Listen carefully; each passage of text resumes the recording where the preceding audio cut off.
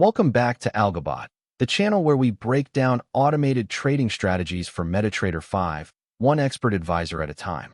I'm your host, and today we're examining a strategy called Pivot RSI Reversion. This expert advisor blends two classic tools, pivot points for support and resistance, and the relative strength index for momentum, into a disciplined mean reversion approach. Over the next few minutes, you'll learn how it builds its trading levels, what conditions it waits for before entering, and how it manages its stops and targets. Remember, this is educational content only and not financial advice. Let's get started. So what exactly does Pivot RSI Reversion do? At its heart, this expert advisor is a mean reversion strategy. Rather than chasing breakouts, it looks for moments when price has stretched to the edge of its recent range and shows signs of snapping back toward the middle. To find those edges, it builds a ladder of pivot levels. Traditionally, pivot points are calculated from the previous day's high, low, and close.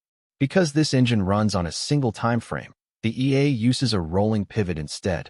Every time a bar closes, it looks back over the last set of completed bars, 20 by default, and recalculates the highest high, the lowest low, and the most recent close.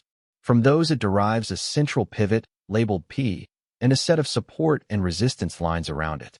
Importantly, this calculation only ever reads bars that have already closed, so the levels do not repaint. The second ingredient is the relative strength index, a momentum oscillator. A plain pivot touch produces many false signals during a strong trend, so the EA asks the RSI for a second opinion. It only fades a level when momentum is already stretched in the same direction, confirming that the move into the band edge looks exhausted rather than freshly powerful. This approach is best suited to range-bound or balanced market conditions, and to traders who are studying how support, resistance, and a momentum filter can work together in a rules-based system. The defaults point at a liquid foreign exchange major such as Eurist on the 15-minute chart, but because every distance scales with volatility, the same logic adapts across symbols and time frames. As always, this is for educational purposes only, and trading carries real risk, including the risk of loss. Let's walk through the exact logic, step by step. The EA acts only once per newly closed bar, so it never reacts to an unfinished candle. When a bar closes, the strategy first rebuilds its pivot ladder. It scans the last 20 closed bars for the highest high and the lowest low, then takes the close of the most recent bar. The central pivot P is simply the average of those three values. From P it derives R1 and S1, the fade lines just above and below, and R2 and S2, which sit further out and act as structural stop references. Next, the EA reads two more values on that closed bar, the relative strength index for momentum and the average true range for volatility.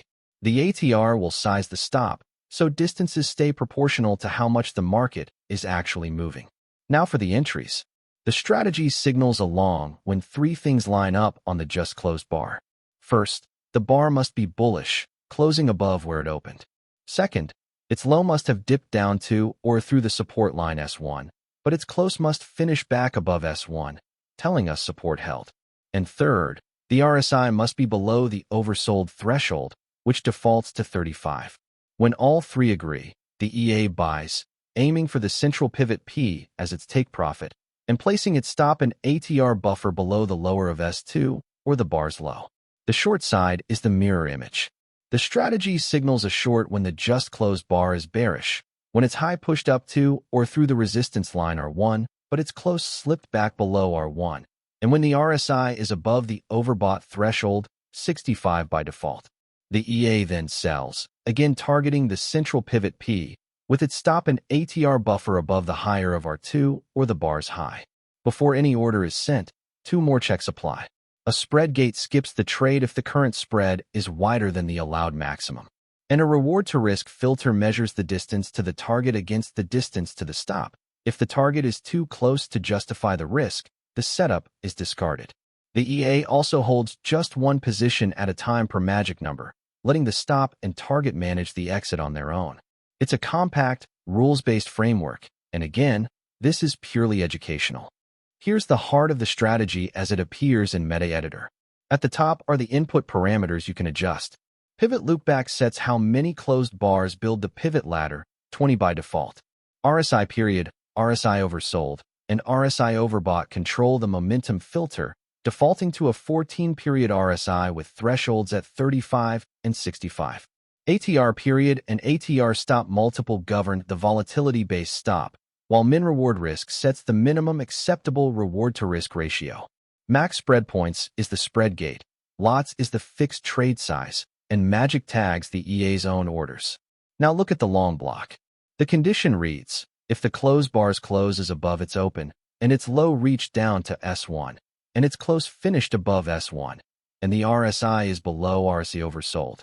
When that's all true, the EA records the entry at the ask price, sets the stop loss to the lower of S2 or the bar's low, minus an ATR buffer, and sets the take profit to the central pivot P. After confirming the reward to risk passes the filter, it calls trade.buy with those stop and target levels. The short block mirrors it exactly. If the close bar's close is below its open, its high reached up to R1, its close finished below R1, and the RSI is above RsiOverbought, the EA takes the entry at the bid price. It sets the stop loss to the higher of R2 or the bar's high, plus the ATR buffer, and again targets the central pivot P.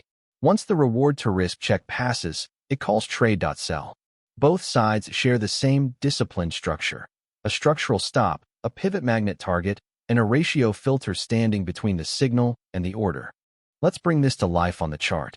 On screen, you can see a candlestick sequence with 3 horizontal pivot lines drawn across it. The lower green line is the support level S1, the gold line in the middle is the central pivot P, and the upper red line is the resistance level R1. Below the price, you can see the RSI panel, with a green oversold line at 35 and a red overbought line at 65. Watch the opening candles. Price begins near the central pivot and starts drifting lower, candle after candle. As it falls, notice the RSI sliding down through its midline toward the oversold zone. By the third candle, price has pressed right down into the support line S1, and the RSI has dropped beneath 35 into oversold territory. Now the key candle forms.